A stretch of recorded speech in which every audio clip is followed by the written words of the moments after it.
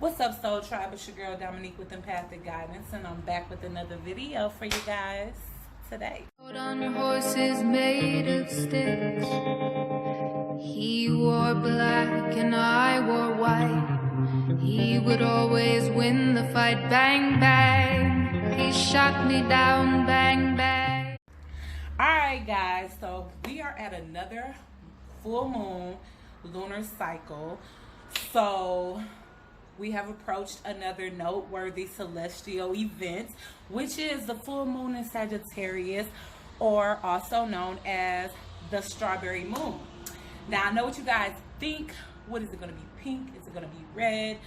Well, I'm not sure what color the moon is actually going to be, but I feel like it may cast a little bit of a pinkish color just because of other planets that may be casting onto the moon. But I don't want you guys to walk outside and think you're going to be viewing a big round strawberry. They call the strawberry moon because the Native Americans used to use this moon in particular to gauge when it was time to harvest their strawberry fields. So with that being said, that's just a little bit of background on it.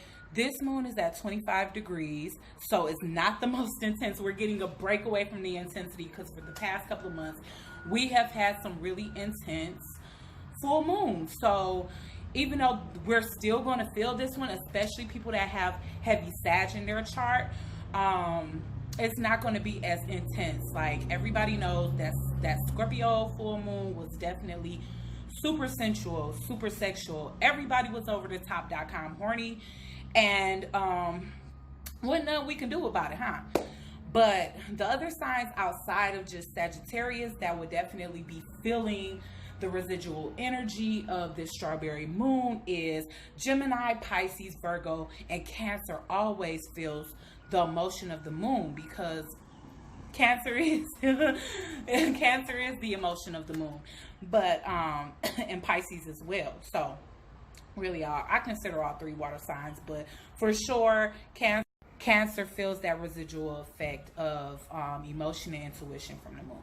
So, since Sagittarius is ruled by Jupiter, the energies that you will feel during this full moon and the residual energy is going to be a jolt of creativity, just a feeling of wanting to welcome newness and absolutely release old energy, which I feel for every full moon, that is a ritual that should be practiced, is getting rid of energies that no longer serve us and welcoming in new energies that would definitely help enlighten and help our journey of awakening. So, well, let me see what else I wrote down. So, creative energy, good luck and good fortune, foresight, intuition, where you would have been able to see 3 steps ahead before.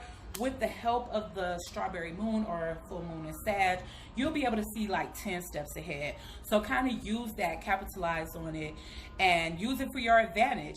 A lot of things that we thought about creatively like 7 or 8 months ago are going to come to, I don't want to say to fruition, but you'll find yourself putting things that you thought about 6-7 months ago into action now. So where you had a bunch of ideas and where things were just literally on the tip of your tongue, where you wanted to come up with a business plan or idea, but it was hard to execute because you were missing key pieces, this is the time to definitely implement those new ideas.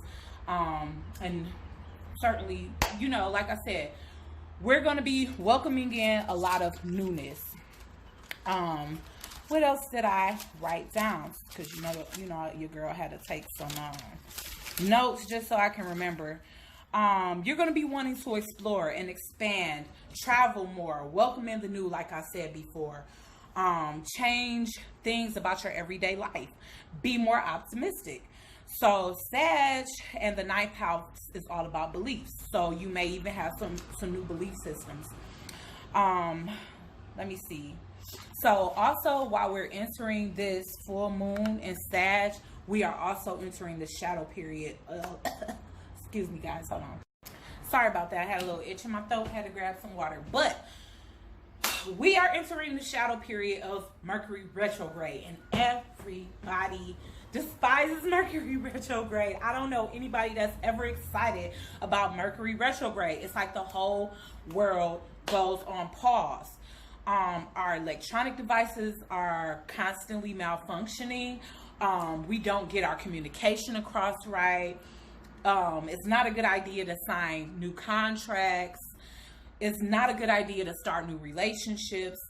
I mean, at this point, while we're in the shadow period, if you're going to start a new relationship or take a relationship to the next level, now is the time to do it, because once it fully goes into retrograde, then those moves need to be on pause until it goes back direct. And anybody that knows astrology, they know that.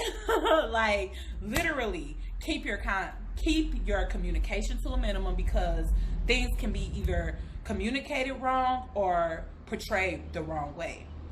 A lot of misunderstanding can be developed at a time like this, or at a time when it actually goes into retrograde.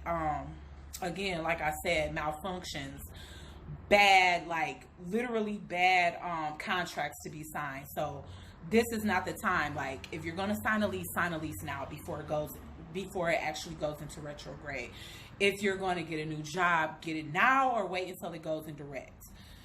Again, with the relationships. And the number one thing outside of all these things I've already named that Mercury retrograde is known for is exes coming back. Exes coming back. Now, why you need to be careful with this is because, of course, especially if you're the type of person that was wanting, waiting, wishing, hoping, praying that your ex come back, you will probably be excited during this time, because you feel they've come to their senses, they're finally ready to do the right thing, they finally see things your way, and you guys finally get an opportunity to reconcile and be on the same page. Couldn't be more wrong, my friends, because 9 times out of 10, since Mercury retrograde is indicative of lack of clarity and judgment, that definitely would, like, it's just like the nostalgia that's leading your ex back to you to communicate with you. So while they're feeling all in the clouds and thinking about the good times that you guys had before the breakup or whatever the case, the shit can end just as quickly as you guys restart. So be mindful of that. And if you actually do allow your ex to come back, just keep in mind that things can go sour by the time Mercury goes back direct. So don't get your feelings involved too much until Mercury goes back direct. And I should have looked up dates for you guys as to when it actually goes retrograde and when it actually goes back direct. But you guys can nicely Google that. When does Mercury go in retrograde and when does it go back direct? But at the end of the day, I know we in the shadow period. The shadow period started yesterday on the 16th. So definitely be careful of the things that I named. Just try to use your technology as little as possible, because you're going to have problems uploading shit.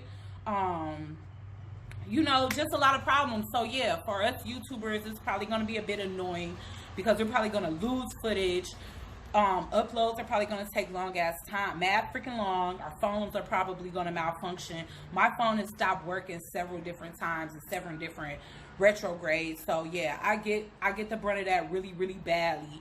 I'm glad I already moved, because if I didn't, I would have had to wait until after this, or it would have been best for me to wait until after this.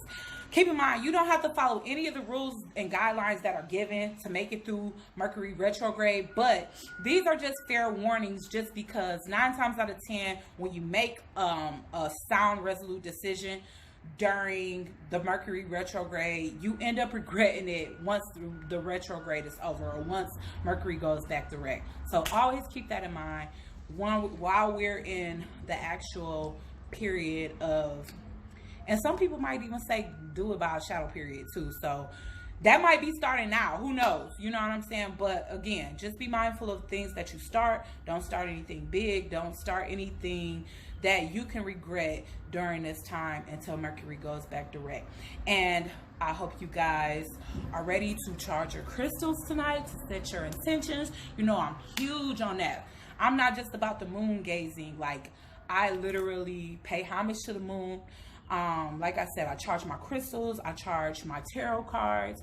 The moon has extreme emotion and intuition, and energy, especially when it's on full, for us to be able to take advantage of, and not take advantage in a bad way, but just using resources, earthly resources that we have in order to manifest the very best that we can for ourselves. So that's what I encourage. Definitely, if you practice magic, you already know. I don't have to tell you this is the best time to do it.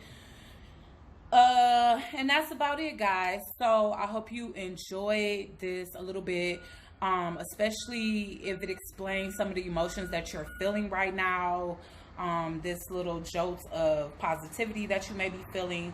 But go ahead and just take advantage of the positivity of Sagittarius energy, because everybody knows that Saggies are the shits. And if we can be in that Sag energy, we can embody and harness that Sag energy for the next 3 days of this full moon residual energy, then you can get a lot done. And who knows, you know, what will be the outcome outside of that. So wishing you all happy manifesting for this new full moon, and I will see you guys in the next video. Later.